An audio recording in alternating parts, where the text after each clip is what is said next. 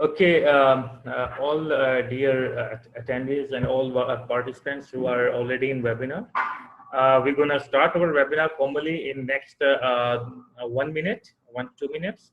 Our panelist, Dr. Anisul Rahman, is already here. Let me give a brief introduction of Dr. Anisul Rahman. If someone don't know, most of the people from Pakistan and GCC area must already be knowing him. Dr. Anisul Rahman did his engineering from UET Lahore, and then for his PhD, he went to University of Sheffield, UK. He did his PhD in condition monitoring in vibration analysis. He did his postdoctorate research in Rolls-Royce, UK. In Pakistan, he has a very extensive experience in both academic and industrial backgrounds, and he has done work on some of the major engineering projects in the history of Pakistan. He is currently associated with Imasco Oilfield LLC, a UAE-based company, which is providing services and sales in specialized engineering sectors. He is also giving services to IRCM in especially in designing new training programs and giving services in conducting webinars like this. I will request all of you, please excuse me. I will request all of the participants that when you join this, we got your email addresses. So we also appreciate if you can leave us your contact details. So here we have a chat window. You can leave your contact details. So you can always write to us on our email address. I will share my email address in the chat window. During the session, if you have any question, please write down your question in the chat window. I will try to manage that. I will get the maximum answers from Dr. Anisul Rahman. We are actually trying to make it more and more interactive. The time to start the session is here now. I'm just not going to stay in between you and the facilitator. Today's panelist.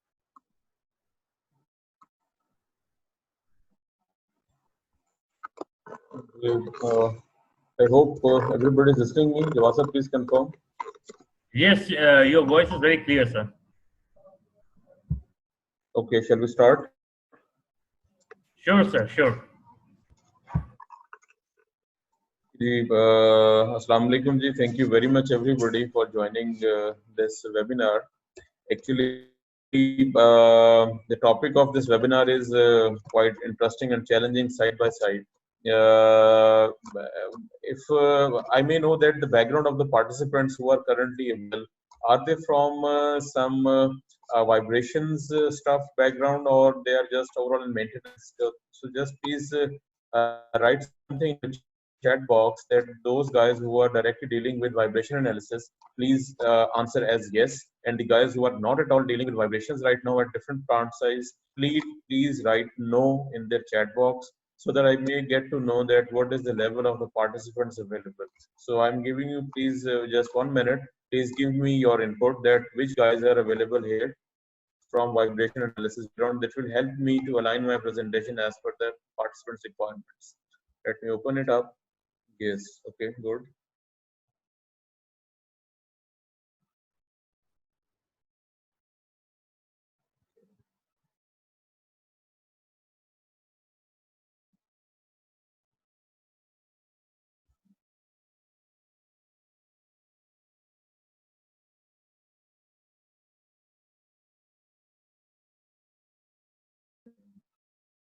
So the response which I'm seeing right now is it is around majority people are from maintenance and vibration background also.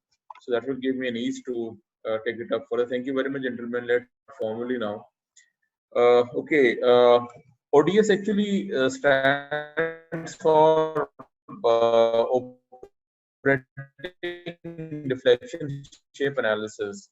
It's very hard to identify a specific problem that is going on inside the machine. For some basic faults, I would say unbalance, misalignment, looseness, and some advanced faults like bearing problem identification, gearbox problems identification, motors problems identification. There are few algorithms available through which we can take help and diagnose the appropriate faults. But sometimes you will agree with me that this task is not as easy as we can imagine. I mean, sometimes machines are behaving very strangely in a very random manner, where normal regimes of identification, they are a bit difficult to understand, a bit difficult to interpret, finally diagnose the problem. So in that case, actually, we need to understand the overall dynamics of the system. Dynamics, when I say the word, it includes three parts. The first one is its natural frequencies. Second part includes its mode, shapes, and third part is involving its damping ratios. I repeat once again: natural frequencies, mode, shapes, and damping ratios. Just a very quick sort of explanation for these three quantities. Everything that is existing in this universe and possessing a mass and volume is having a natural frequency. That natural frequency is a very silent feature for any machine unless it is being excited by some external forcing frequency, and the phenomena we all know is called as resonance. Once a resonance is hit, when there is a external forcing frequency exciting system's natural frequency, we experience extraordinary vibration amplitudes that we call it as resonance. But the pattern of that movement, pattern of the machine vibration movements, we call that as mode shapes. And the level to control that movement is all governed by its damping characteristics. We call that as damping ratio. So I repeat once again, for a very sort of difficult machines to interpret, different faults to interpret, we need to understand the dynamic of a system. And the word dynamics carries on three further subheadings. The first one is natural frequency, the second one is mode shapes, and third one is modal damping ratio. Natural frequency is an inherent characteristic of any material depending upon the mass and stiffness. If somebody, some machine, some asset is existing in this universe, it is possessing a natural frequency. Natural frequency is a very silent sort of feature unless until it is being excited by some external forcing frequency. Once that phenomena occurs, we experience a very high amplitude vibrations. We call that as resonance. In resonance, we experience very high amplitudes of vibrations, but the pattern of that vibrations, movements of that vibrations is categorized by assessing its mode shapes. And the level of that movement can be controlled by addressing the issue. So this is all of the background of this topic that we will be natural frequency. ODS actually specifically deals with the second category of dynamics of any system, that is identifying the patterns of the movement. To identify the natural frequency, we are having some other tests. We call them as bump test, or where we insert some energy into the system and record the response. But ODS actually deals with the second phase of dynamics, which is actually understanding the pattern of motion under the heading of mode shape. So let's start. What is it all about? Objective of lecture is to understand some brief idea that how ODS works, what actually are the inputs required, and what sort of outputs we normally get out of ODS analysis. So let's start.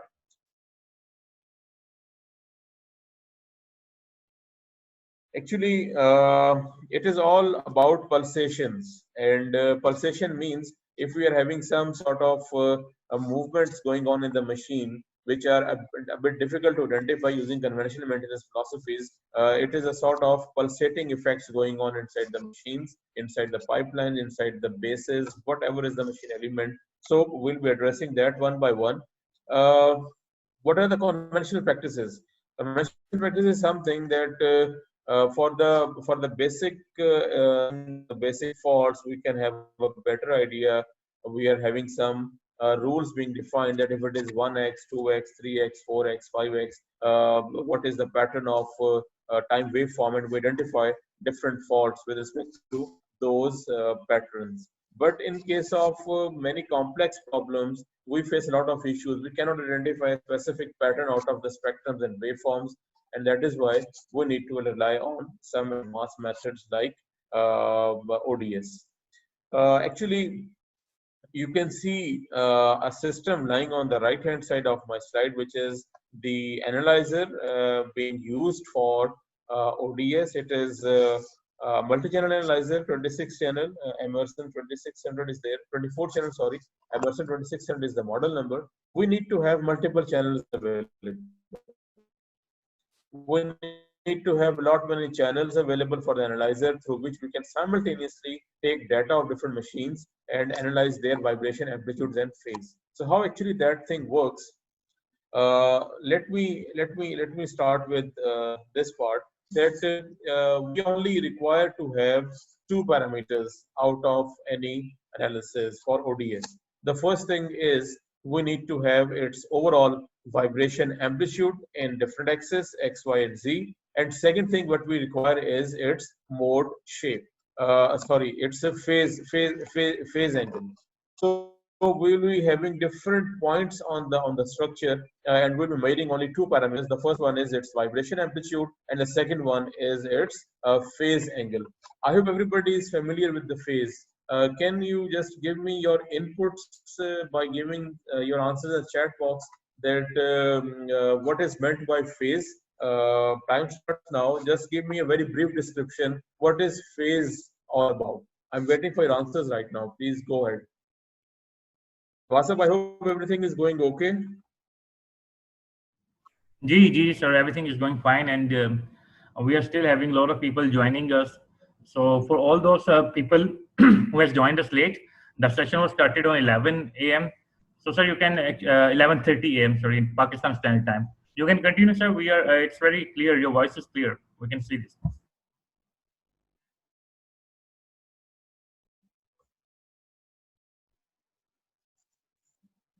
Okay. Yes, I have got an answer from Suhail Ghulam Rasool. He's saying that phase is the time difference between two signals of same frequency but measured in degrees. Yes, it is very right, Suhail. Can we have some more inputs? Yes, there is one more participant saying the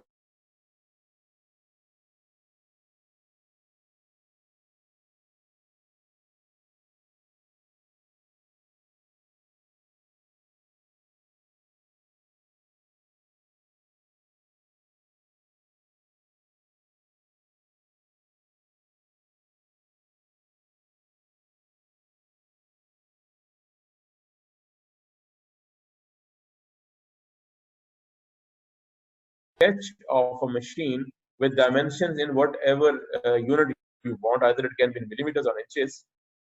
You need to have a sketch of a machine first of all. Then we need to mark the points on a machine according to the sketch. We need to identify exact locations where we are going to take these readings, vibration amplitudes and phase readings. Then in the third point, we are having mark number of points on the sketch and machine points depending upon the machine size. It is always a very healthy debate that how many points should be taken on any machine, whether it can be too less, or maybe it can be two more in number. So what is the optimum solution? In my opinion, when we used to do ODS in our services division, we actually at least want somewhere around 150 to 200 points on a machine, where we have to take every part on board. Few points are on the bearing side, few points are on the base, drive end, non-drive end. I mean, we need to cover complete side. So actually, we need to identify the number of points which we are about to take in that readings. So then we need to consider concrete base, foundation, sole base plate, motor pump, foot, and associated piping as a part of the machine. So this is what actually is the procedure. Everything starts with making a sketch of that machine. Then we need to measure the vibrations at different locations to the point the reference sensor, we need to specify just one point as a reference on the whole machine. How that is going to work, I will be telling you in a upcoming slides. Don't get worried now. As I can see, I can understand that by reading all that stuff, maybe you are not getting these things clear in your mind, but I will be telling you everything by animations. So just bear with me for a moment. So what we need to do is we need to measure the vibrations at different location to point the reference sensor. Vibration at reference point should be strong and comparable with other points for good data and stable phase readings. We need to collect the data from all points if possible and in three axes, X, Y, and Z. So if I summarize all that process, it all starts with taking up a machine sketch of that asset where you want to perform ODS. Once that sketch is there, you need to identify different locations on which you will be putting your sensors and recording vibration, amplitude, and phase readings. We need to identify one reference point which will not be moved anywhere, and the other points where we are actually putting our sensors and recording the data. Once that sketch is complete, we need to highlight those points on the machine, and then our setup is ready. We are required to take vibration readings in XYZ at different points while recording their phase data. So this is the whole process. Now let's see how that actually works. Everybody, I hope they can see different a sketch of a machine, and we can see different points being marked on that machine. I hope everybody is seeing that. We can see approximate, just for the simplicity, I have taken only 21 points on that machine. But as I have said, for a structure like this, you need to have at least 150 to 200 points so that we can measure everything very closely. So we are having sketch and we have identified different locations by the numbers. Now this is actually the machine, and we need to identify the same points on the sketch and correlate them with the machine also. So we have taken few points just for the simplicity, and we have marked them on the machine right now. So these are the locations where we will be putting our sensor and we will be recording vibration.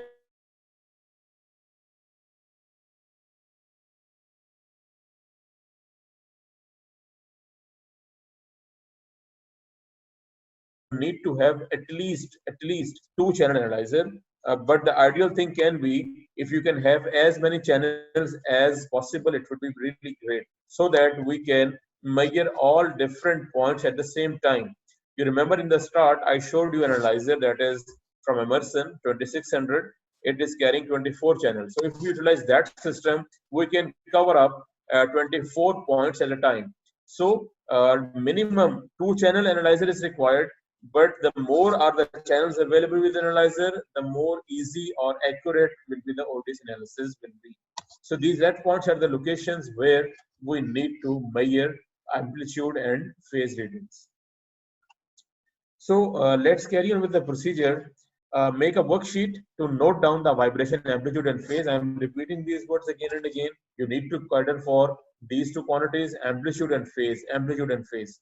In case of opposite direction of sensors marked negative in the sheet, I mean, if we are having both sensors, let's call this finger as my reference accelerometer and this finger as my roving accelerometer. So I need to keep this as fixed, and this I will be moving from point to different locations for the case of the analyzer where we are having only 2 channels available. So if the direction of both sensors, reference and roving, if they both are in the same direction, we'll be taking all readings as positive. But if our reference is on the negative side and roving is on the opposite side, then we need to accommodate the directional difference by adding negative mark with all the readings. So it is all about the direction of measurements. I hope everybody got that. Then we need to take phase, and sometimes because of operational condition, phase can be really highly unstable. We need to wait for the time when the phase is really stable, and then we will take the data. Then the fourth point says coherence should be stable and more than 0.8. anybody from the participants, can you give me an idea what is coherence all about? Any rough guess, any input? Please drop me your comments in the chat box. What is meant by coherence?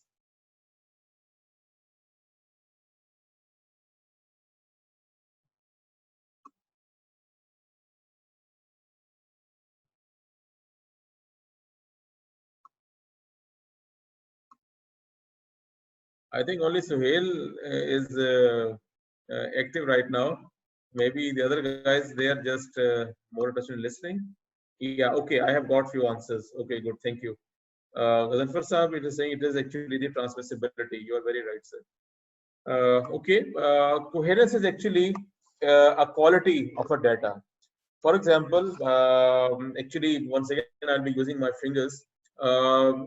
If the excitation point is lying at this location and response is being taken at this location, if the response captured by this sensor is truly because of this excitation input, we call the coherence level to be means the sensor which is receiving the vibrations, it is all because of source available that is generating the vibration. There is no other factor going on. But if this is the source and this is the sensor and sensor is recording something additional to the source, then the coherence is not good. And that will be lying somewhere in between 0.1 and 0.2. Coherence value near to 1 indicates good quality data, and coherence values near to 0 like 0.1, 0.2, they indicates bad quality data. It is actually a measure of linearity of a system. We actually calculate transmissibilities. For example, any 2 points, if there is a crack present in between my two fingers, I mean between this part and between this part, if there is a crack present in between these two fingers, these two sensors, then the excitation given by this sensor cannot be read correctly by this sensor because of the crack present inside the system. So in that case, coherence will be very less. So actually, we need a high coherence data for ODS analysis, where we assume that the excitation being received by the recording sensor is truly because of the excitation input. So this is actually all about coherence. In that case, we need to have, if we are having low coherence, reasons can be sensor location and mounting can be taken up in a different way. Change in reference or operating frequency, we need to do that. Problem with the cable or sensor can be there, and system is non-linear, means a crack is present somewhere, which is itself another diagnosis that we can do by taking coherence. In other words, we can diagnose some problems, some structural problems using coherence. So we started whole the story with the concept that we should have high coherence level for ODS analysis. Let's move forward. Now we are having, and everybody will see the two tables right now. We are having only 6 points, points 1, 2, 3. As you can see from my cursor, they are lying at this location, whereas 4.4, 5, and 6, they are lying on this location. We are having points, then we are having axis, X, Y, Z. We have identified the sensor direction depending upon the philosophy which I told you earlier. We have measured the amplitude, which can be in any unit. It can be either in millimeters, it can be either in inches or whatsoever is the unit we have taken. We have measured the phase, that will be surely in degrees, and that is the coherence level. So this is actually a sort of template that anybody should use while recording data, while conducting ODS analysis. We need to understand the points, and we have marked those points on two locations, first on the machine, first on the sketch, sorry, and then we replicated those points on the machine itself. We have an axis, we have sensor direction, we have amplitude, we have phase, we have coherence. I need here some input from your side, all participants, that these 6 parameters points identification, axis orientation, sensor orientation, amplitudes of vibration, phase capturing, and coherence values. Is everybody clear on these 6 parameters? Please give me your answer as yes if you are. Otherwise, please say no so that I can repeat all that stuff. I need all of your answers in chat box. I am having 42 participants right now. Please send me some answers.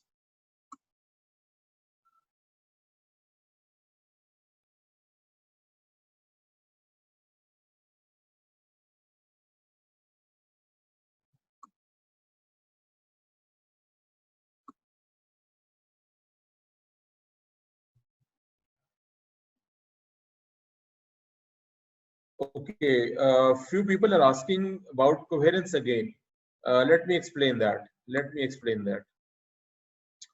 Let me go back. It's actually quite technical stuff, and this is actually the limitation of our online lecture. Let me try explaining again. Okay, I have to use my fingers. Let's suppose this is my point 1, where my sensor is lying, which I call it as reference, and here is my roving sensor. This will be kept stationary for all the readings, where this roving sensor will be moving from point to different points where I have to take measurements. So if the connection between reference accelerometer and roving accelerometer, it is linear. In other words, if sensor roving is receiving all information in true comparison of this reference accelerometer, I call system as linear, means there is no other factor between my reference accelerometer and my roving accelerometer. But if there is some crack, some problem, some porosity present on the structure between point of reference and the point of roving accelerometer, in that case, the roving accelerometer is not at all directly connected with the reference one. There is something wrong in between, and that is why the coherence is on the lower side. So if these two sensors are connected properly with each other and they are receiving readings with respect to each other, we call that the coherence data is on the higher side, means it is near to 1, it is acceptable. But if a reference sensor and the roving sensor, they are not interconnected, and the data which a roving sensor is capturing is corrupted by something present in between, a crack or a porosity, then system is non-linear. There is something wrong with the structure already. The coherence value will be lower on that side. Maybe I'll be receiving 0.1 or 0.2. These coherences are automatically being captured by our analyzers. You don't have to calculate that by yourself. So coherence is actually a measure of that data, where your reference is lying and where your roving accelerometer is lying. It is actually the connectivity. I hope I have answered you again on coherence. Yes. Please give me an input about coherence. Let me find the guy. Mr. Kumaf is there. I guess he asked for coherence. I hope you have got it.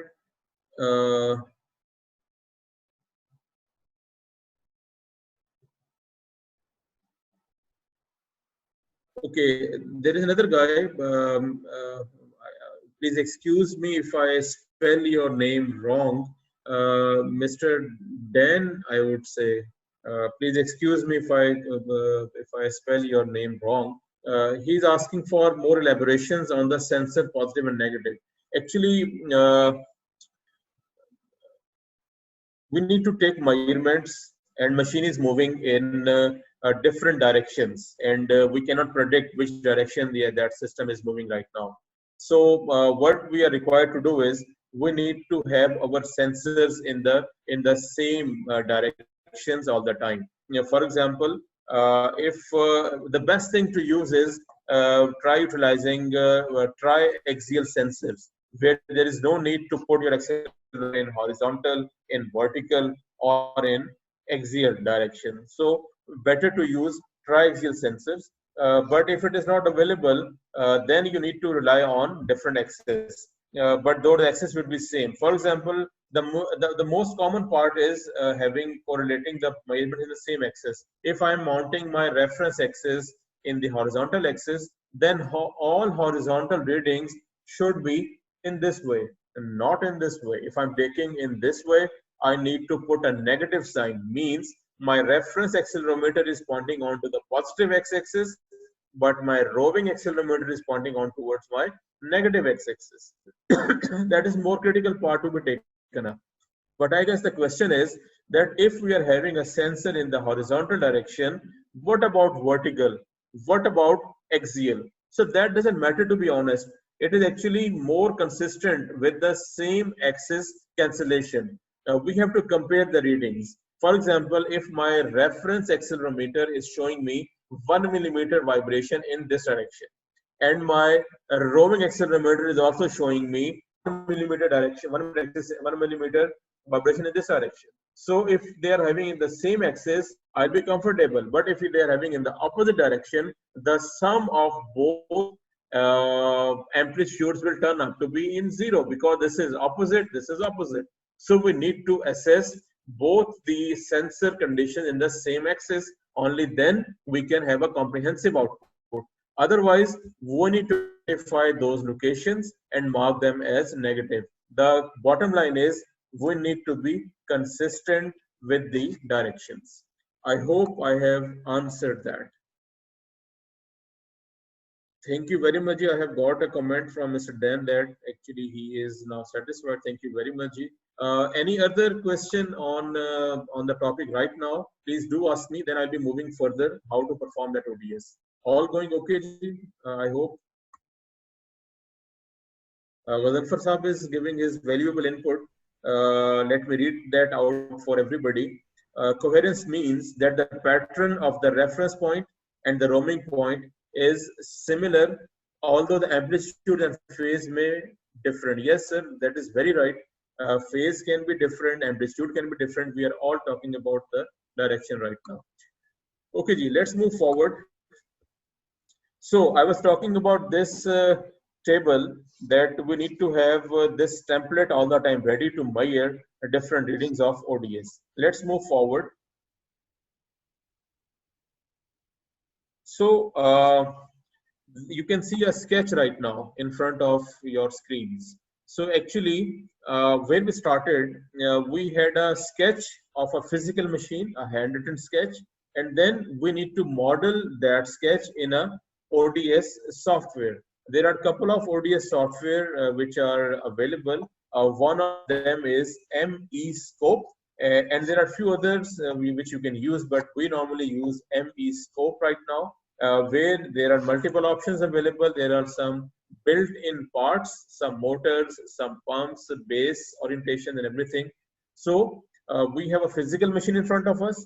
We developed a sketch out of that machine. We highlighted different points, and we made that sketch in a ODS software. So I hope things are clear till now. We have identified different points once again. These points are similar to those points which we actually highlighted on the physical machine. And once we input all those phase measurements all together in the software, this sort of animation anybody can expect. As you can see, that different sides are moving left and right, up and down, and we can have a fair idea what is going on with respect to the machine. So I will go back once again. So we had this data available now, where we have identified the points, we have axis, we have sensor directions accommodated, we have amplitudes, we have phase, we have coherence. The next point will be that we need to have a sketch of that machine in a ODS software. Once that sketch is there, we need to correlate all those same points which we have already marked on the machine on which we have already taken the data. Once those locations are identified, we just need to input amplitude and phase, and we can just start running that machine in this way. So actually, we can see the pattern of movement right now inside this machine element. If everybody can see this, we are having a swaying mode going on where machine is moving out of the phase. Basically, machine mode shapes, they are categorized into three categories. The first one is it is bending mode, which is a flexing mode. The second one is we call that as mode, where we are having opposite directions at the ends of the machine, and then the third one is swaying mode, which is where it is going out of the plane. So it is bending, it is torsion, and it is swaying. So right now, as you can see, it is a swaying mode going on where whole of the machine is moving left to right without any distortion. So what is the solution for such machine? I need a comment right now from everybody. If I am getting this animation right now in front of us out of ODS, what can be the recommendation that I should give to the client? That what should be the remedial action you need to take? Please give your inputs. What is the recommendation for such system? Let me replay that animation again. मुझे क्या करना चाहिए यहाँ पे? What should I recommend? Please give me your comments.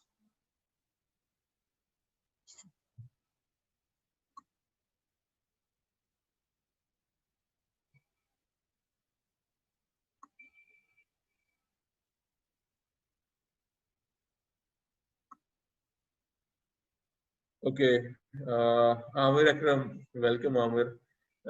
Structural flexibility, good. Which side, Mr. Dan is saying, which side bracing can be an option to hold the machine? Yes, of course. We can add some side braces depending upon the movement. We can have some triangular braces being added.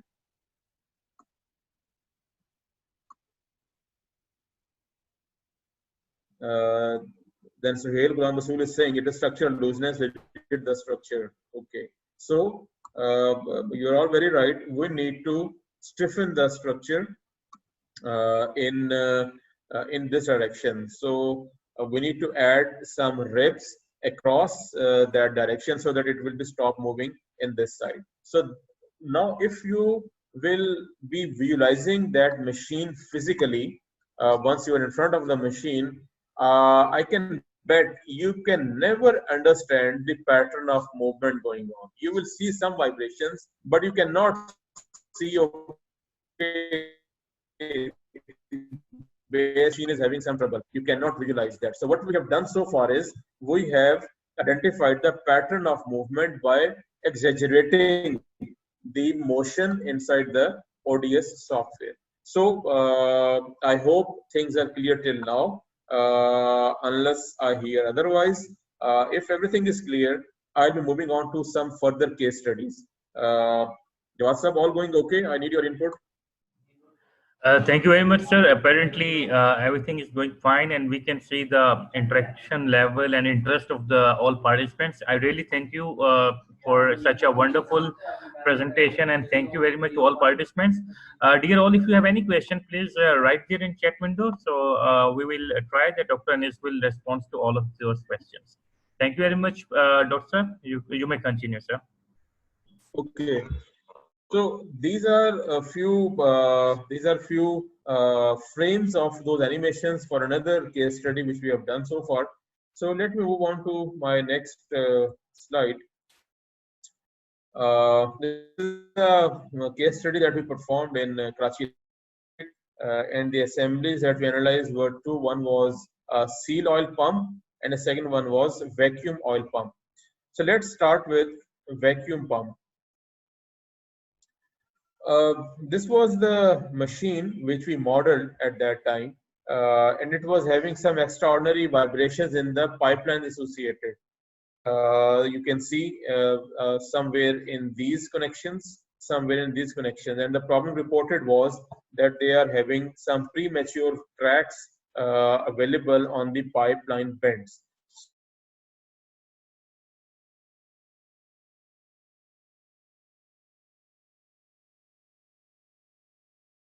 First of all, as I said,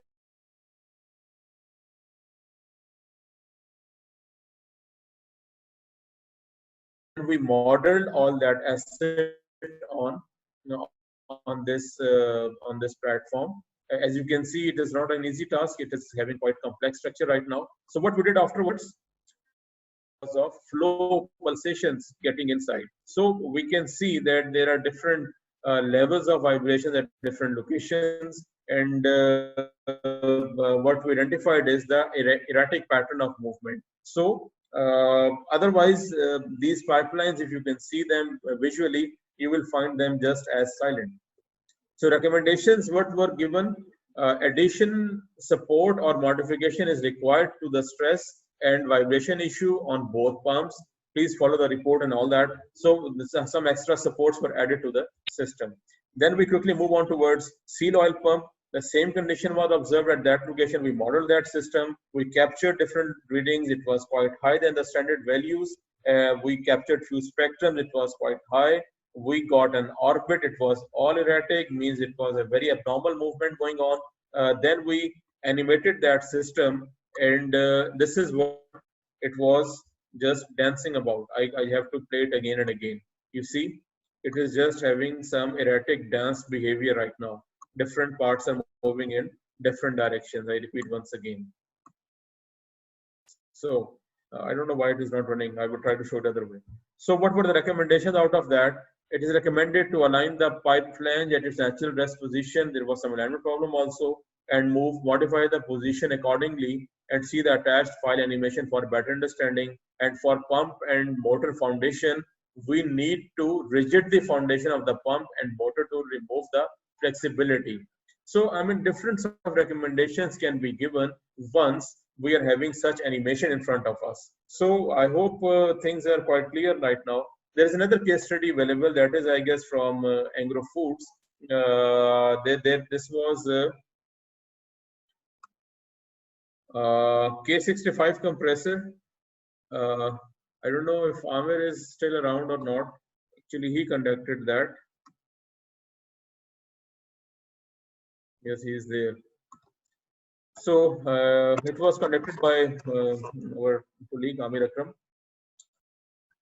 So these were different scenarios available for that K65 compressor. Very high value vibrations available, which we cannot identify exactly the cause of that issue going on. So the different spectrums were taken. We performed different bump tests. We performed different frequency tests, but the solution was not there. Then what we did, we actually and surprisingly till the point where the solution couldn't be found. This was the steps which were taken by plant side, where they attached some weights to the machine to balance that extraordinary vibration level. But that is highly unprofessional step which was taken up. Once that model was taken, and the animation, let me show you that. Just give me one moment. Yeah, I can open up that animation for you.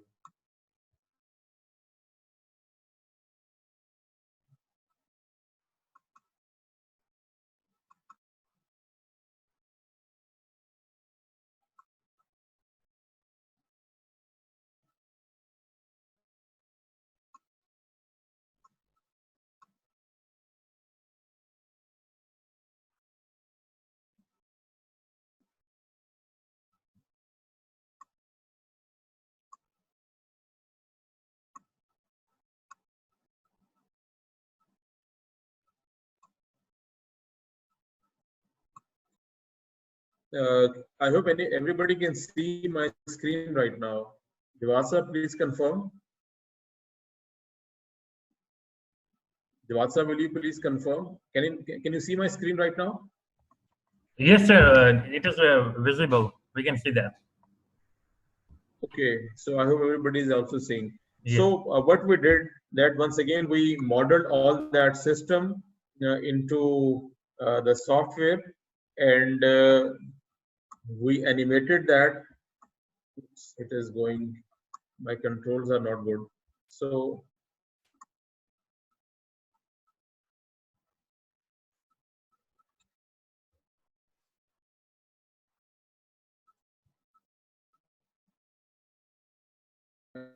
this is a better view.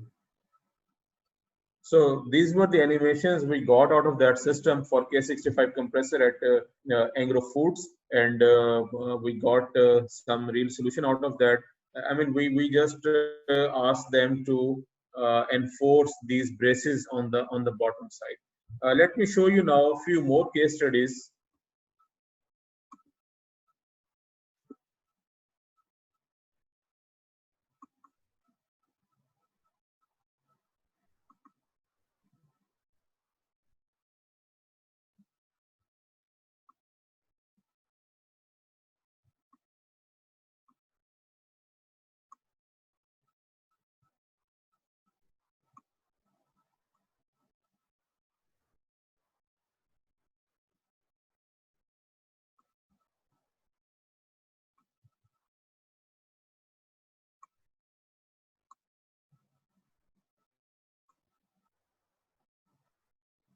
So this is another case study for a natural gas compressor, which we actually analyzed for excessive vibration. Once again, you can see it is having a pulsating effect going on with very weak links in between. So we analyzed that problem and gave appropriate recommendations for that.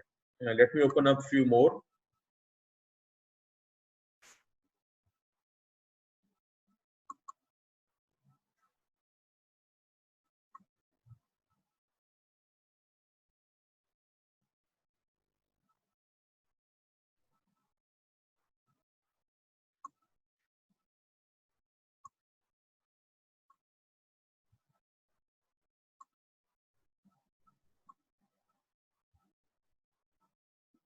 Devasa, please confirm you can see this. Yes, sir. We can see this animation. Okay, so this was from I guess Fatima Fertilizer, I would say. They were also having same problem with the pipelines, excessive vibrations, excessive movements, some cracks going on inside the machine, inside the bends and everything. So we analyzed all that structure with ODS, and then animated them, and we got this thing out of that. So it was all pulsating effect, and the recommendation gave were for this location where some extra supports were given and the problem was resolved. And you can see the pulsating effect. It is just moving like wave going on from one point to the other. Let me show you a couple of more.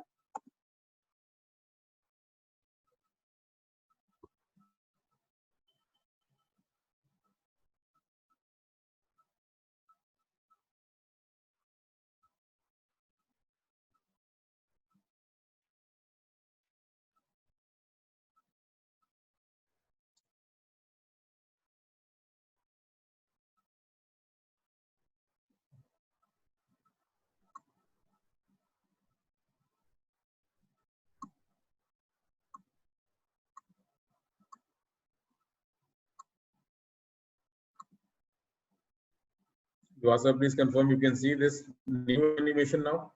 Yes, sir. We can see this animation. GT1 and Okay, 2. actually, it was a comparison between, it was actually from BT2 power plant, where we are having two GTs, GT1 and GT2. And it was quite big problem at the time of its erection that on the generator side of GT1, they had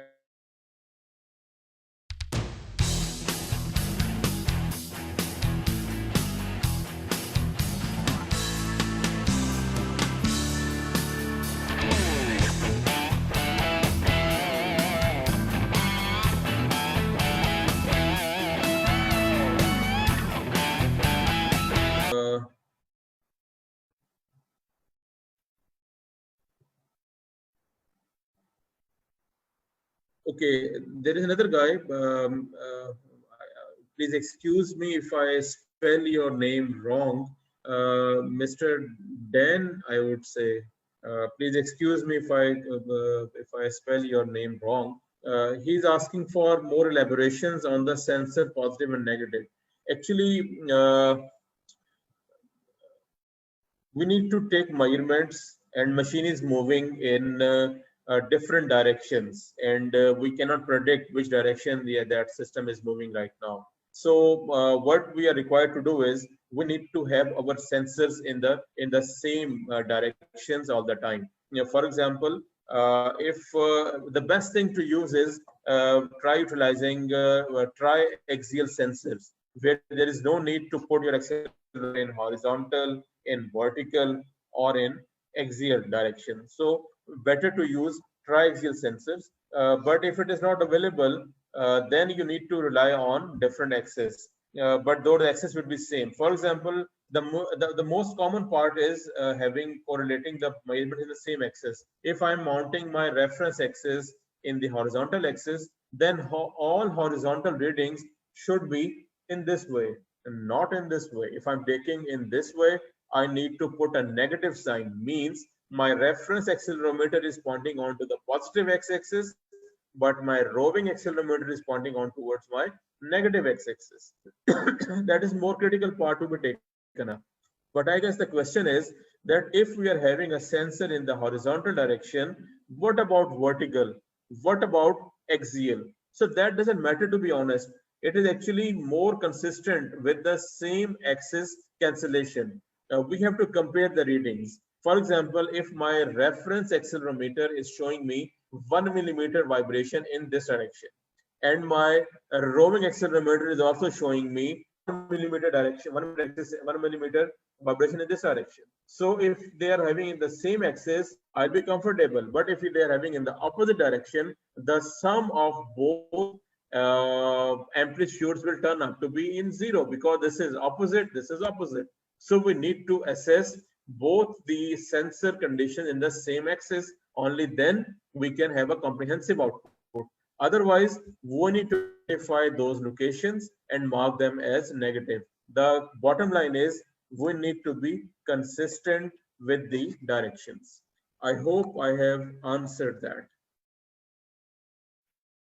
Thank you very much. I have got a comment from Mr. Dan that actually he is now satisfied. Thank you very much. Any other question on the topic right now? Please do ask me. Then I'll be moving further how to perform that ODS. All going okay, Ji? I hope. Ghazanfar Saab is giving his valuable input. Let me read that out for everybody. Coherence means that the pattern of the reference point and the roaming point is similar, although the amplitude and phase may different. Yes, sir, that is very right. Phase can be different, amplitude can be different. We are all talking about the direction right now. Okay, Ji, let's move forward. So I was talking about this table that we need to have this template all the time ready to measure different readings of ODS. Let's move forward. So you can see a sketch right now in front of your screens. So actually, when we started, we had a sketch of a physical machine, a handwritten sketch, and then we need to model that sketch in a ODS software. There are a couple of ODS software which are available. One of them is ME-Scope, and there are a few others which you can use, but we normally use ME-Scope right now. Where there are multiple options available. There are some built-in parts, some motors, some pumps, base orientation and everything. So we have a physical machine in front of us. We developed a sketch out of that machine. We highlighted different points and we made that sketch in a ODS software. So I hope things are clear till now. We have identified different points once again. These points are similar to those points which we actually highlighted on the physical machine. And once we input all those phase measurements all together in the software, this sort of animation anybody can expect. As you can see, that different sides are moving left and right, up and down, and we can have a fair idea what is going on with respect to the machine. So I will go back once again. So we had this data available now, where we have identified the points, we have axis, we have sensor directions accommodated, we have amplitudes, we have phase, we have coherence. The next point will be that we need to have a sketch of that machine in a ODS software. Once that sketch is there, we need to correlate all those same points which we have already marked on the machine on which we have already taken the data. Once those locations are identified, we just need to input amplitude and phase, and we can just start running that machine in this way. So actually, we can see the pattern of movement right now inside this machine element. If everybody can see this, we are having a swaying mode going on where machine is moving out of the phase. Basically, machine mode shapes, they are categorized into three categories. The first one is, it is bending mode, which is a flexing mode. The second one is, we call that as steering mode, where we are having opposite directions at the ends of the machine. And then the third one is swaying mode, which is where it is going out of the plane. So it is bending, it is torsion, and it is swaying. So right now, as you can see, it is a swaying mode going on where whole of the machine is moving left to right without any distortion. So what is the solution for such machine? I need a comment right now from everybody. If I am getting this animation right now in front of us out of ODS, what can be the recommendation that I should give to the client? That what should be the remedial action you need to take? Please give your inputs. What is the recommendation for such system? Let me replay that animation again. मुझे क्या करना चाहिए यहाँ पे? What should I recommend? Please give me your comments.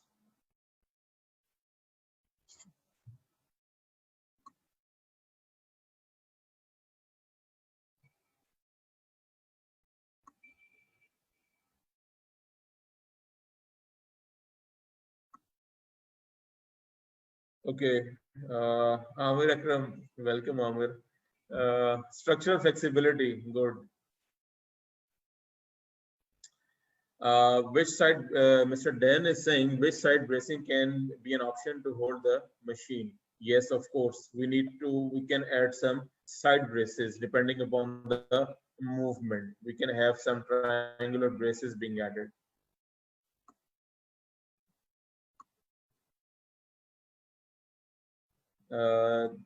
Then Suhail Ghulam Rasool is saying it is structural looseness, rigid the structure. Okay, so you're all very right. We need to stiffen the structure in this direction. So we need to add some ribs across that direction so that it will be stop moving in this side. So now if you will be visualizing that machine physically, once you are in front of the machine, I can bet you can never understand the pattern of movement going on. You will see some vibrations, but you cannot see, okay,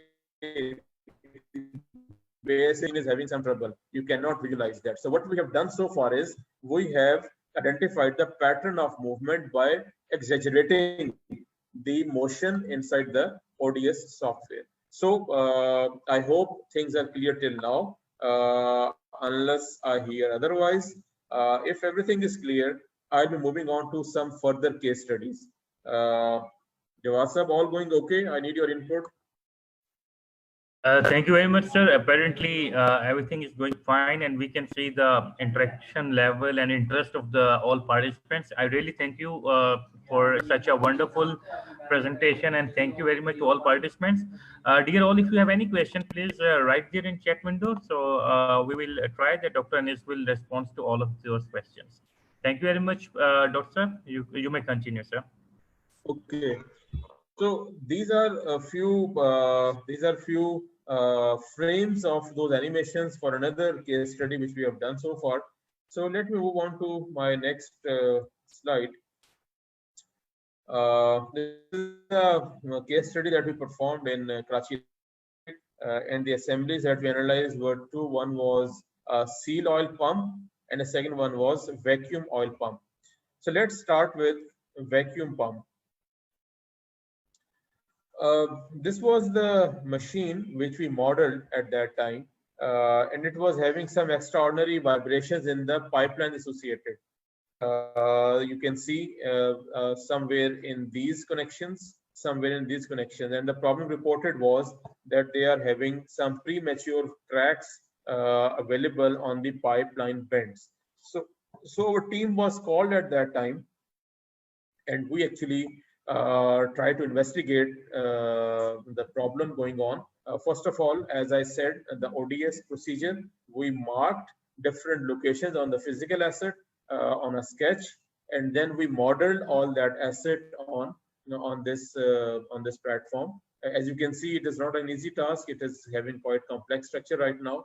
So what we did afterwards, we once again measured the same thing. Like we have different IDs, we have different vibration measurements, and we can okay, right now it is only showing vibration levels, so we can see that the vibration levels were in the red zones. It was having quite high vibration level at different locations, and once we obtained its spectra, we can see that the values are quite high, and 1x harmonics are there, which are indicating some pulsation stresses at some point. Then we obtained different orbits of that specific location, where we can see that I don't know whether people are actually familiar with the orbits or not, but orbit is actually a true representation of machine movement. If a shaft is rotating in a clockwise direction, everything is okay. We can have a circular plot. But if it is having a movement like this means pipeline is moving in left and right direction. So once that input was taken, all those readings were given input into the software. So this was the condition of the machine which we came to know. As you can see on this side, it is all excessive vibration going on because of flow pulsations getting inside. So we can see that there are different levels of vibrations at different locations, and what we identified is the erratic pattern of movement. So otherwise, these pipelines, if you can see them visually, you will find them just as silent. So recommendations what were given, addition, support or modification is required to the stress and vibration issue on both pumps. Please follow the report and all that. So some extra supports were added to the system. Then we quickly move on towards seal oil pump. The same condition was observed at that location. We modeled that system. We captured different readings. It was quite higher than the standard values.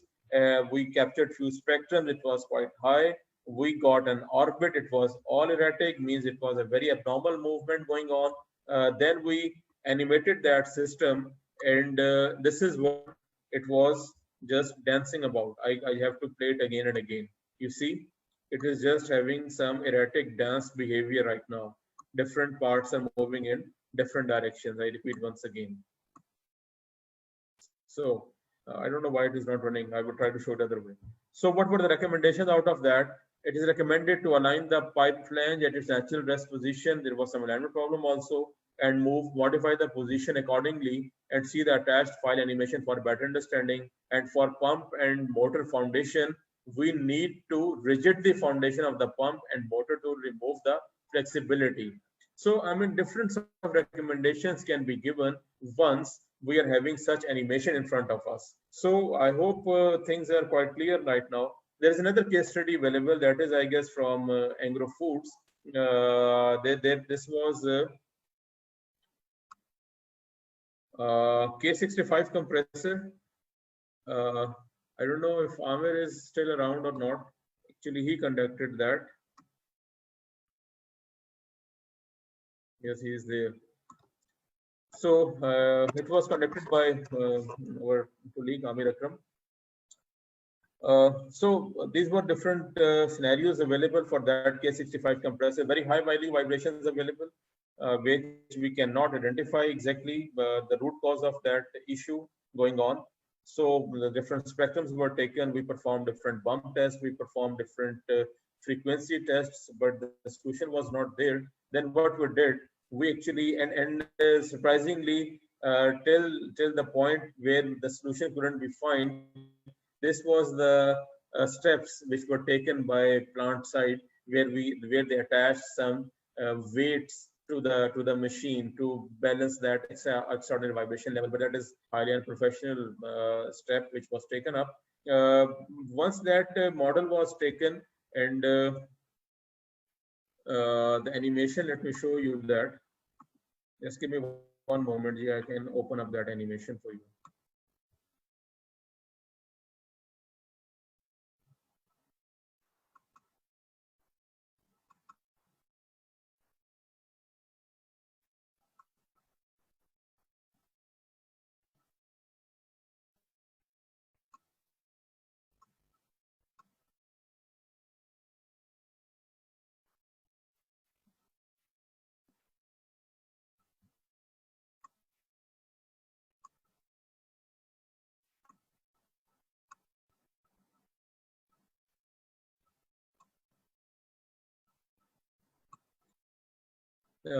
I hope everybody can see my screen right now.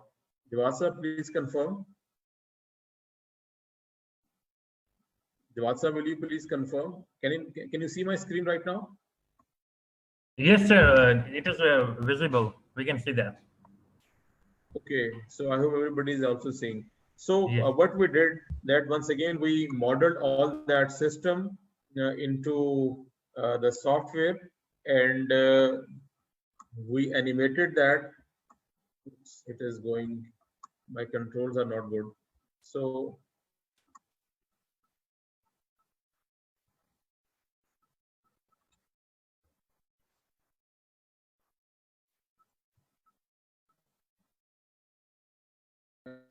this is a better view. So these were the animations we got out of that system for K65 compressor at Angro Foods, and we got some real solution out of that. I mean, we just asked them to enforce these braces on the bottom side. Let me show you now a few more case studies.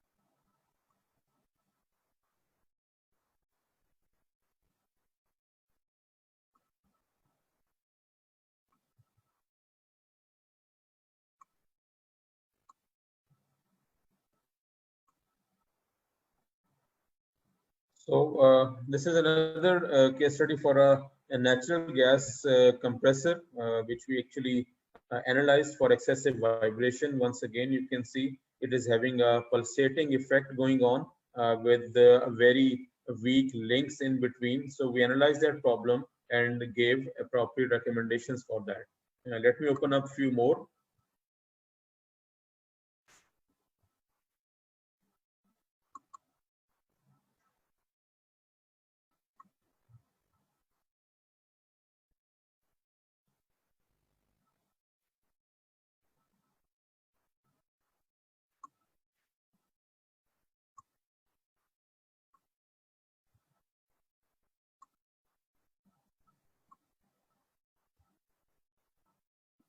Devasa, please confirm you can see this.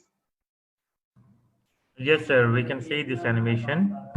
Okay, so this was from I guess Fatima Fertilizer, I would say. They were also having same problem with the pipelines, excessive vibrations, excessive movements, some cracks going on inside the machine, inside the bends and everything. So we analyzed all that structure with the ODS, and then animated them, and we got this thing out of that. So it was all pulsating effect, and the recommendation gave were for this location where some extra supports were given and the problem was resolved. and you can see the pulsating effect. It is just moving like wave going on from one point to the other. Let me show you a couple of more.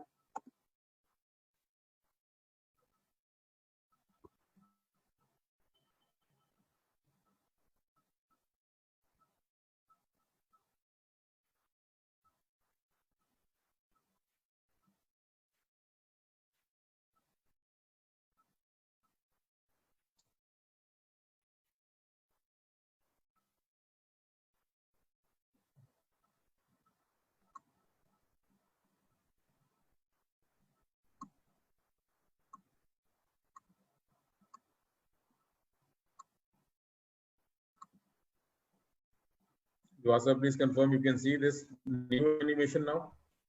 Yes, so we can see this animation. GT1 Actually, and it 2. was a comparison between, it was actually from BT2 power plant, where we are having two GTs, GT1 and GT2. And it was quite big problem at the time of its erection that on the generator side of GT1, they had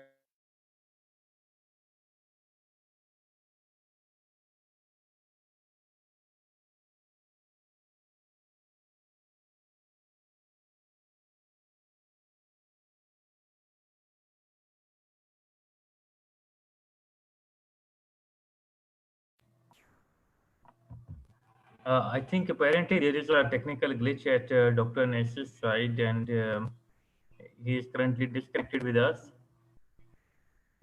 I'm trying to make sure that he gets back. As soon as he gets back, I'll try to resume the session, try to finish it in the time. Though overall the session was almost at the end, and he was concluding his case studies. So I would like that he can come back and conclude the case studies.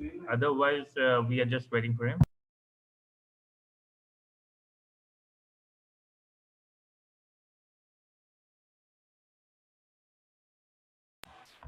Meanwhile, if any of the honorable participant want to share some words, we will welcome. And okay, Dr. Anis has joined back.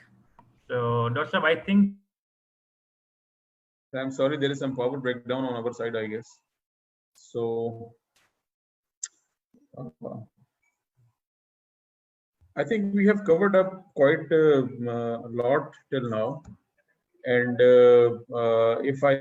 I think if there is any comment or any issues, we can discuss it right now. If any comment is there.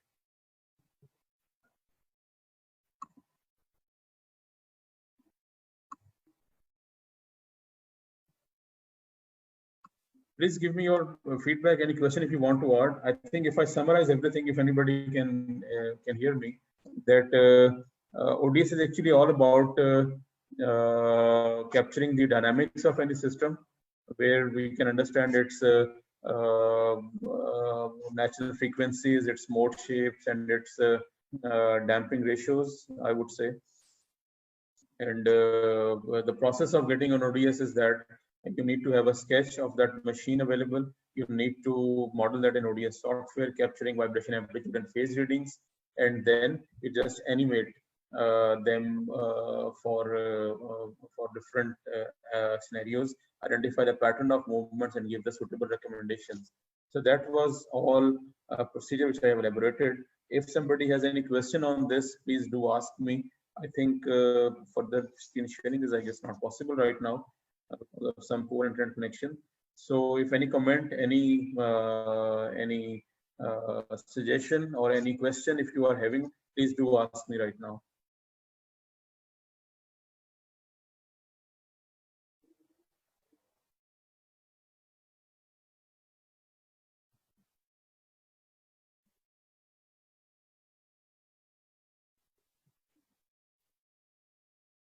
Jawad Saab, can you hear me?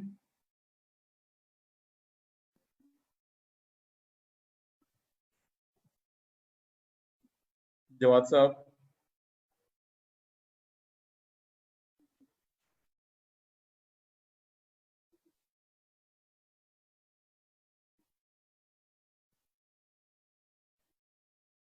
यहाँ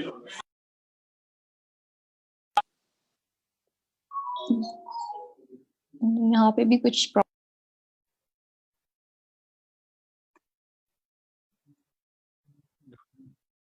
तो फिर आप इसको close करेंगे, क्या करेंगे?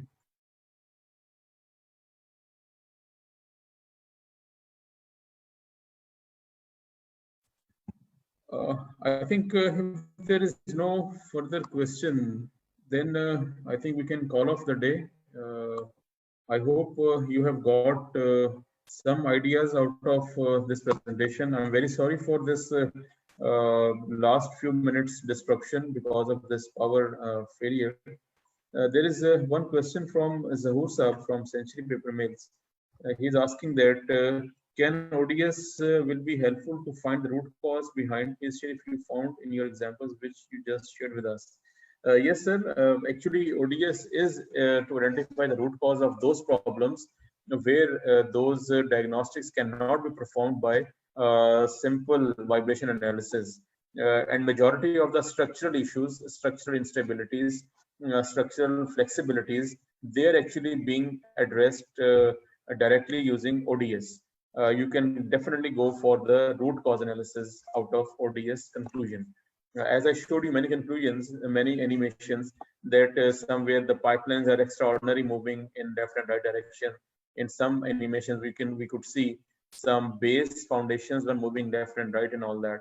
So these sort of identifications actually lead to some specific root cause finding tasks. We can identify that if we need to add braces, which direction should they be?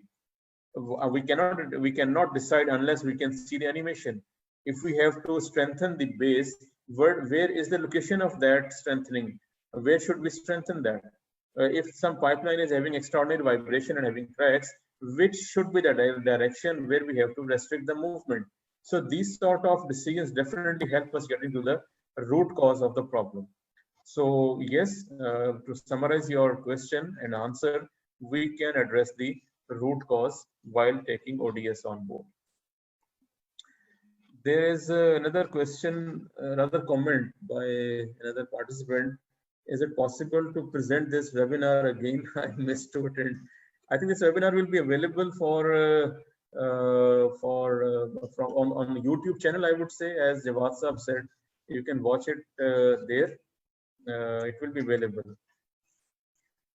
Jawad Saab is here.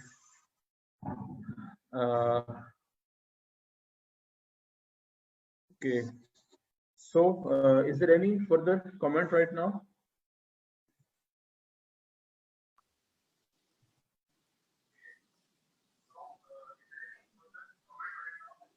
I think Mr. Shahid.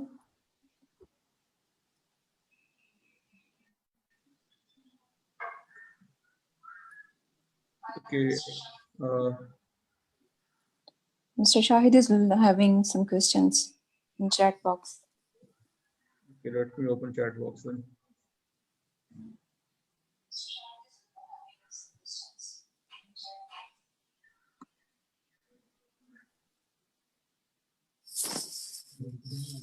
It's not available.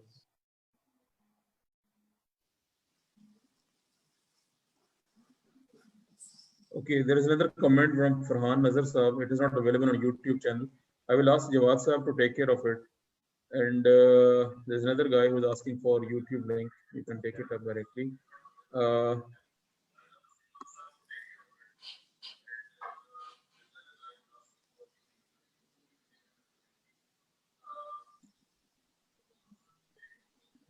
He's asking that do you have any example or case study of high cylinder vibrations in reciprocating compressors due to pulsation and solved via ODS? Yes, we have a couple of cases where we perform ODS on reciprocating machines.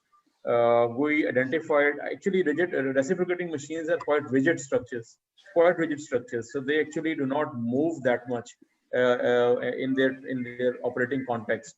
But yes, we do have a couple of case studies available where we performed ODS on reciprocating compressors, and I will be sharing those information to Mr. Jawad, and he will be passing on to Ahmed Mustafa Saab to take care of it. Then Mr. Shahid is asking if in a machine natural frequency excite? They do excite all the time, Shahid sir. I mean, natural frequencies are already there in the machines. If they are being matched up with some external sourcing frequency, definitely they will excite, and they will be having extraordinary vibration.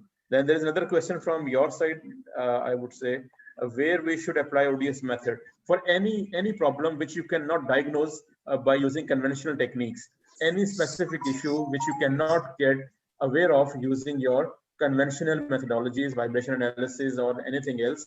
So you have to apply ODS in that location. Any application where the dynamics is required to be investigated, you need to get into that. You need to adopt ODS.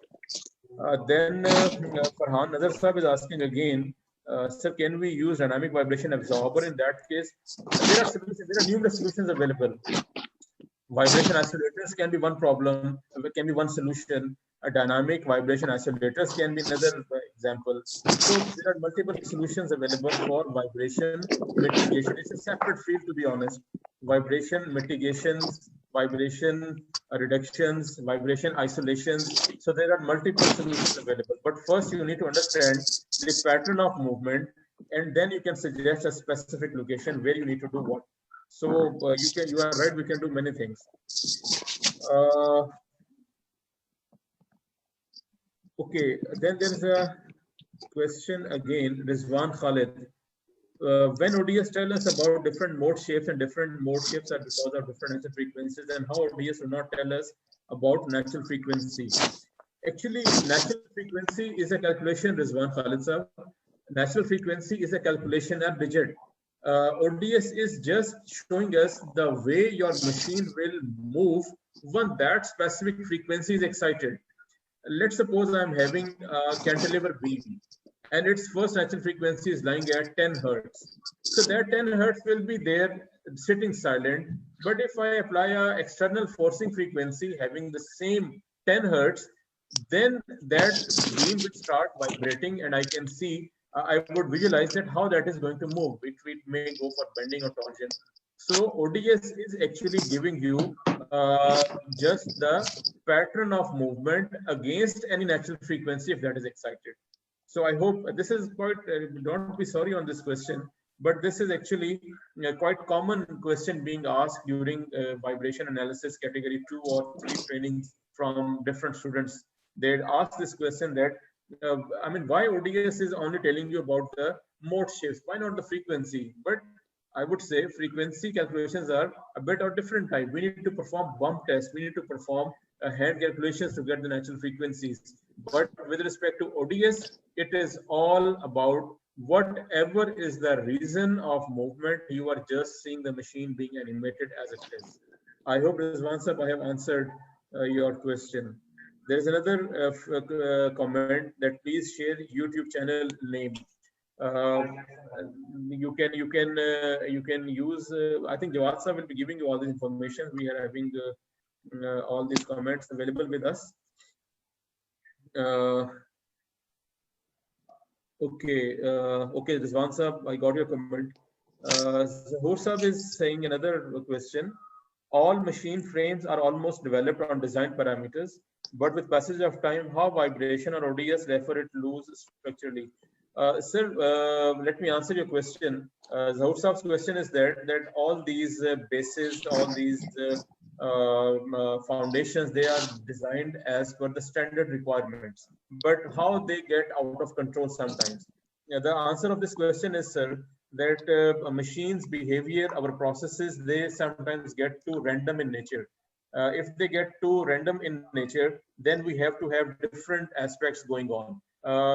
For example, if your machine is designed to have some, laminar flow in the pipes, but due to some problem in the process, we are having disturbance in the flow. Ultimately, that disturbance in the flow will lead to some sort of distortion in the pipelines. So the pipeline has been designed with respect to design specifications, and the foundations which are there to accommodate those pipelines are as per recommendations, as per standard calculations. But the process instabilities that we encounter all the time in our plants, the process instabilities actually lead us to these sort of problems, where the standards are no more applicable, and we get some problems where standardized options are no more available for reliable operations. I hope, Zahoor Sahab, I have answered your question.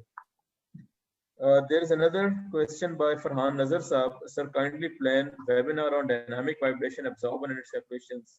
Okay, we can plan this, another seminar on specifically. I think it is more towards vibration mitigation solutions, how to resolve vibration problems. Then there is, we will definitely look into that for answer. This is quite, I know, touchy topic on plant sites, where identification can be done, where some solution can be done, but ultimately we have to go for some resolution with respect to dynamic absorbers or something like that. Then Zahoor Saab is giving another comment. So we should ask for process stability, not for structural looseness. Sir, I have just elaborated one good example in front of you. Process instability is not the only responsible option. There can be many others. But I would say that you can carry on that idea that there can be many parameters, many uncertainties, many randomnesses going on, which actually lead those specifically designed parameters to be out of design, and we experience some abnormal vibrations in terms of the animations, which I showed you earlier. Then Farhan Saab is again saying, kindly upload previous webinars on the YouTube channel. Jawad Saab is noting that, sir, it will be there shortly. They're already there. I think, is there any further questions, Ji, or we call off the day? I hope I have answered whatever are the comments, whatever are the questions. If there is still any thing remaining, please do ask me right now. If not, then I'll be saying thank you. Let me wait for 1 minute. If there is any question, any comment on the webinar, any comment on the content presented, please do tell me. It's a bit difficult to elaborate these topics on a webinar mode of communication. I can accept that.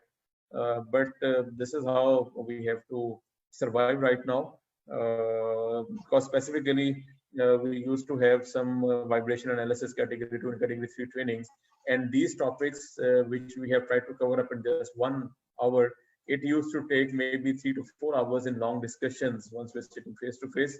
I know that this is not possible right now. Okay, there's another question coming up, I guess. Yes, sir, I'm waiting. Thank you, Zahoor Sir, for your comment.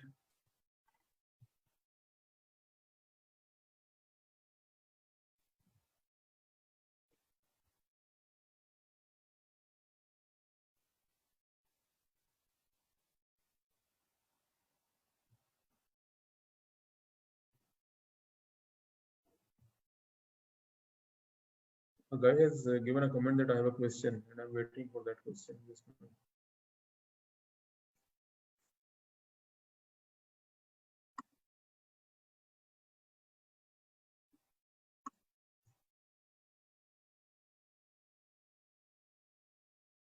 Sir, are you having any question from your side? I'm sorry, I cannot pronounce it. Okay. There is another question from Farhan Nazar Saab. Can you diagnose soft foot with using ODS? Yes, we can diagnose soft foot.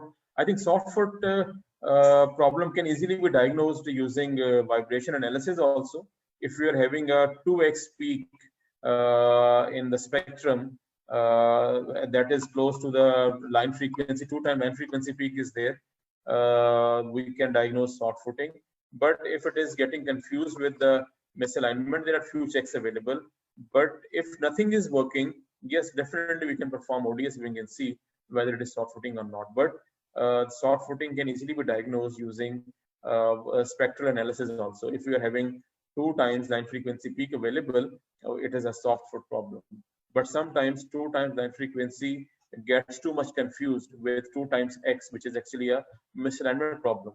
So in that case, There are few checks available. You can perform that, but still, if not able to diagnose, definitely we can go for ODS and we can highlight what's the problem inside.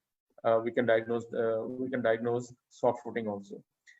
Then finally, we have got an answer. How about motion amplifier? Will this help to replace ODS? Actually, motion amplifier is an advanced form of ODS.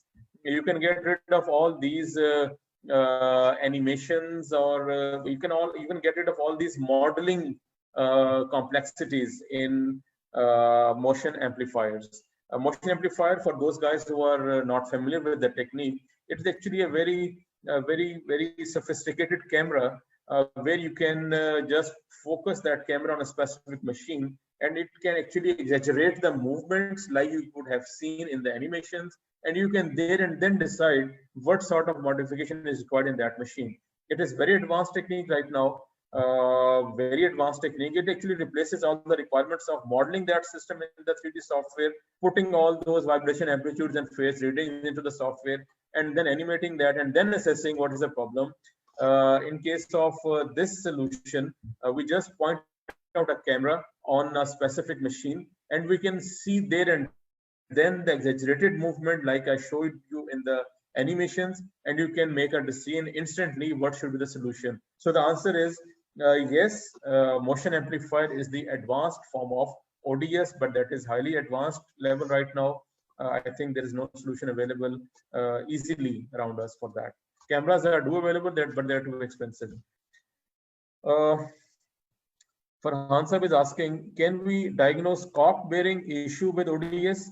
Sir, please listen to the overall concept that any issue inside the machine, if it is generating some unique pattern of vibrations, that can be identified using ODS. I repeat my words, irrespective of the problem, if that specific problem is generating a specific motion pattern inside a machine, you can resolve that using ODS. Actually, cock bearing can be best described, can be best diagnosed by taking phase readings on the machine face.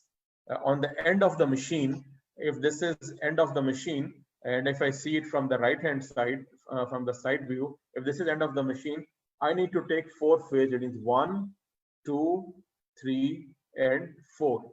So cock bearing movement, it is actually sort of wavy movement. I mean, as bearing is not straight, it is tilted. It is tilted like this. It is not straight like this. It is tilted. So if this tilted movement, you can imagine if this is moving like this, it will be having in and out movement of the complete machine.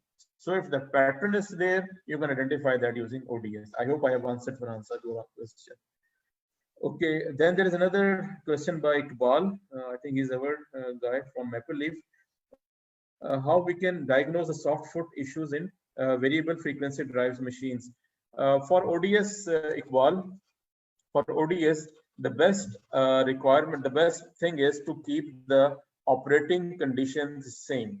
You need to keep the loading conditions same. Only then you will diagnose. If you are having a variable frequency drive, you need to have some hit and trials at different frequencies and then perform ODS. But ODS will work best if we keep the operating conditions same.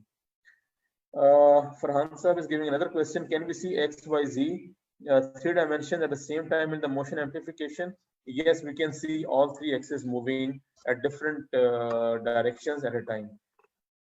That is possible, and the animation which I have told you, they are all actually moving in different axes, and the data where we are getting that input in that Excel file, they are also carrying up X, Y, and Z columns. So that is possible, entirely possible.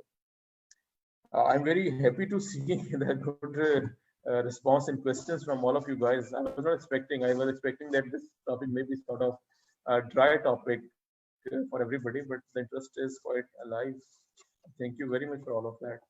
So, any further questions, sir? Any further question? I'm waiting. Otherwise, we'll call off the day. If anybody wants to say something, please tell me. I will be unmuting that guy.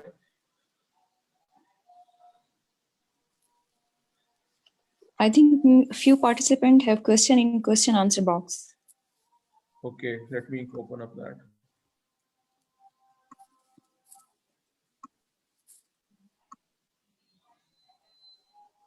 I think I have answered all of them previously.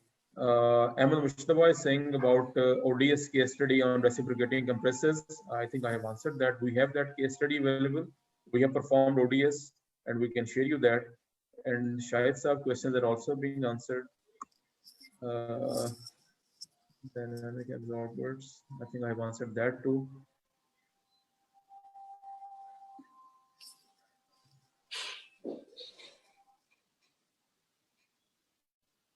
There's another interesting comment. Webinars are not up to the mark, just showing previous work.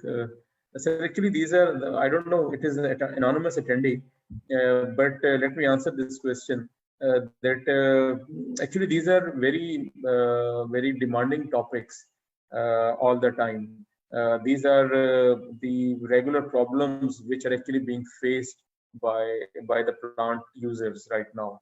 So the point of repeating this stuff again and again is that it is actually still not part of our culture, not part of our maintenance practices.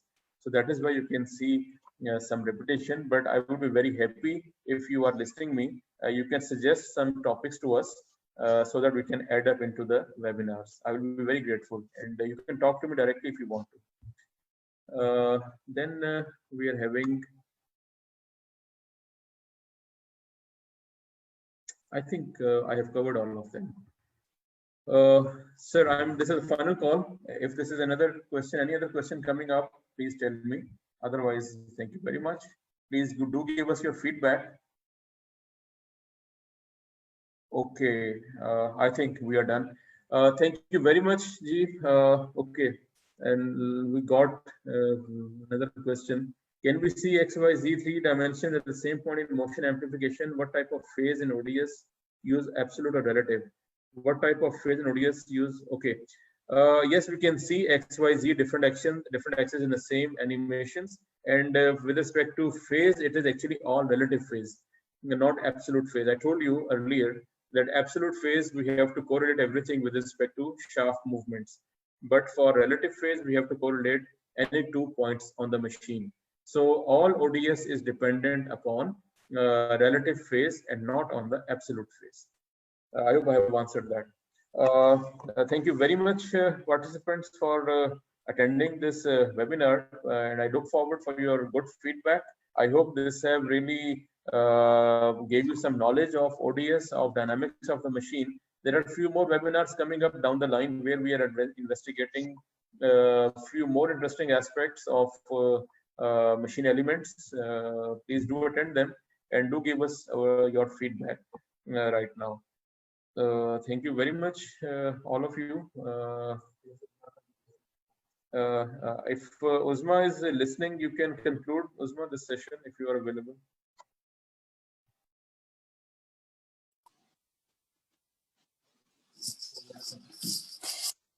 Thank you very much, Dr. Anis, for this wonderful session. I hope all participants must have enjoyed listening to these contents, and Mr. Anis has responded to all questions very well. I think we will conclude this session today. Mr. Jawad is not here at the moment. Thank you very much for the participation. Can you all hear me? Yes. We are hearing. Thank you once again to attend this session, and I hope you would be again attending this session coming up by IRCM. And you can all see these videos on our YouTube channel, IRCM Pakistan. And we will upload all these sessions on our YouTube channel. Thank you very much. Thank you.